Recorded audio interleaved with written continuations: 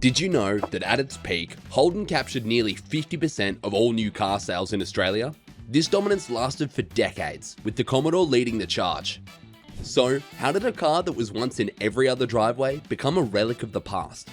The answer lies in a perfect storm of economic pressures, changing consumer tastes, and global market shifts.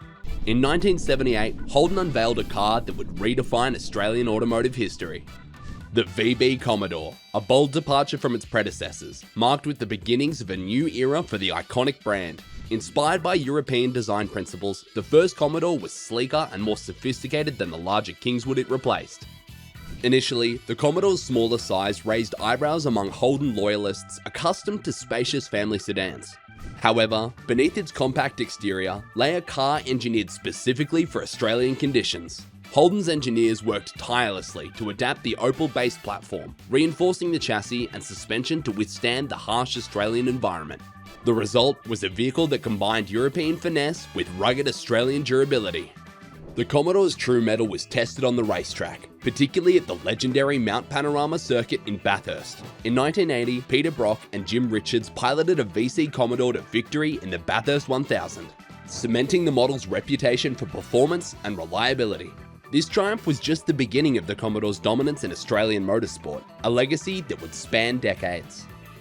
As word spread of the Commodore's capabilities both on and off the track, its popularity surged. Families appreciated its comfortable ride and improved fuel efficiency, while enthusiasts were drawn to its sporty handling and powerful engine options. The VB Commodore's success paved the way for subsequent models, each refining and improving upon the original formula. By the mid-1980s, the Commodore had ascended to become Australia's best-selling car, a position it would hold for an unprecedented 15 consecutive years. This remarkable achievement reflected not only the car's quality, but also its deep resonance with Australian culture and values.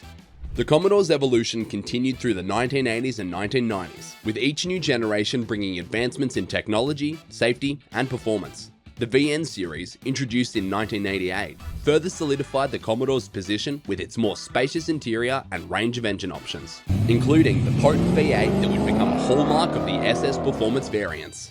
In 1997, Holden unveiled the VT Commodore, a model that would redefine the brand's presence in Australian driveways and motorsports. This new iteration represented a significant leap forward in design and engineering, showcasing Holden's commitment to producing a world-class vehicle despite the constraints of a limited development budget. The VT Commodore boasted a sleeker, more aerodynamic profile compared to its predecessors. Its exterior design was a harmonious blend of contemporary European styling cues and distinctly Australian robustness. Under the skin, Holden's engineers had implemented a host of improvements to enhance ride quality, handling, and safety. The VT featured a more rigid body structure, improved suspension geometry, and a wider track, all contributing to superior road-holding capabilities. Inside the cabin, the VT offered a notably more spacious and refined environment. The interior design emphasized ergonomics and comfort, with higher quality materials and improved fit and finish. Holden also introduced advanced features such as side impact airbags and a sophisticated traction control system, setting new benchmarks for safety in the Australian market. The VT Commodore's reception was overwhelmingly positive. Automotive journalists praised its blend of performance, comfort, and value for money. Australian families appreciated its spacious interior and improved fuel efficiency, while driving enthusiasts were drawn to its responsive handling and powerful engine options. On the racetrack, the VT Commodore continued Holden's legacy of motorsport dominance. The model achieved remarkable success in the Australian Touring Car Championship, later V8 Supercars, with drivers like Mark Skaife and Craig Lowndes piloting V8-based race cars to numerous victories. This racing pedigree further enhanced the Commodore's appeal among performance-minded buyers. As the VT evolved through subsequent iterations, the VX, VY, and VZ, Holden continued to refine and improve the platform. Each new model introduced incremental enhancements in technology, safety, and performance, ensuring the Commodore remained at the forefront of the Australian automotive landscape. The VT Commodore's commercial success was nothing short of phenomenal. Over its production run, it sold more than 300,000 units, making it the best-selling Commodore of all time. This remarkable achievement cemented the VT's status as an icon of Australian motoring. As the new millennium dawned, dark clouds began to gather on Holden's horizon. The automotive landscape was shifting dramatically, with SUVs and smaller, more fuel-efficient cars gaining popularity among Australian consumers. This trend posed a significant challenge to Holden, whose lineup was heavily focused on large sedans, like the Commodore. Initially, Holden was reluctant to shift its focus away from the Commodore and other large sedans. The company had built its reputation and success on these models, and changing course seemed like a risky proposition. However, the writing was on the wall, fuel prices were rising, and consumers were becoming increasingly conscious of their vehicle's environmental impact and running costs. The 2008 global financial crisis dealt a severe blow to the Australian auto industry. Consumer confidence plummeted, and car sales across the board took a hit.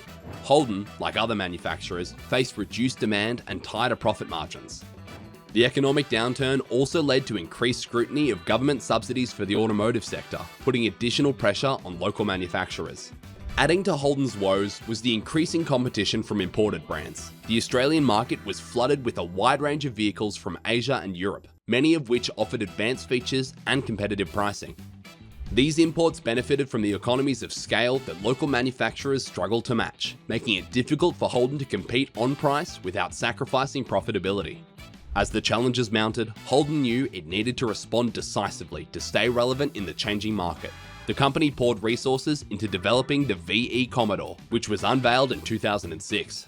The VE represented the largest investment ever made in an Australian car, with Holden spending over $1 billion on its development and production facilities. The VE Commodore was designed to be a world-class vehicle that could compete with the best from Europe and Japan. It featured a sophisticated new chassis, improved safety features, and a range of powerful yet more efficient engines. Holden hoped that this new model would reinvigorate the Commodore brand and appeal to a broader range of customers, including those who might otherwise consider an imported vehicle. In 2013, Holden unveiled the VF Commodore, a testament to Australian engineering prowess and the last of its kind to be manufactured on home soil. This final iteration of the iconic model showcased a host of technological advancements, including an electric power steering system, automated park assist, and a sophisticated MyLink infotainment system. Under the hood, the VF offered a range of powertrains, from a fuel-efficient 3-litre V6 to a thunderous 6.2-litre LS3 V8 in the SS models, producing 304 kilowatts of power and 570 Newton-meters of torque. Despite its impressive credentials, the VF Commodore faced an uphill battle in a market increasingly dominated by imports. SUVs and smaller, more fuel-efficient vehicles continued to gain traction with Australian consumers, while the strong Australian dollar made imported vehicles more attractive. The Commodore, once a fixture in driveways across the nation, found itself struggling to maintain relevance in this shifting automotive landscape. In late 2013, the Australian government delivered a devastating blow to the local auto industry, announcing the end of subsidies by 2017. This decision, coupled with the challenging economic conditions, sealed the fate of Australian car manufacturing. General Motors, Holden's parent company, announced that it would cease production in Australia, sending shockwaves through the nation. The public reaction to the news of Holden's manufacturing shutdown was a mix of disbelief, anger, and nostalgia. For many Australians, the Commodore wasn't just a car, it was a symbol of national pride and engineering excellence. The impending loss of this automotive icon sparked debates about the future of Australian manufacturing and the impact on local communities. As the final days of Commodore production approached, anticipation and emotion ran high. Enthusiasts and collectors scrambled to secure the last Australian-made models, with limited edition variants commanding premium prices. On October 20, 2017, the last Holden Commodore rolled off the production line at the Elizabeth plant in South Australia. It was a red manual V8 SSV Redline, a fitting finale for a model that had dominated Australian roads and racetracks for nearly 4 decades.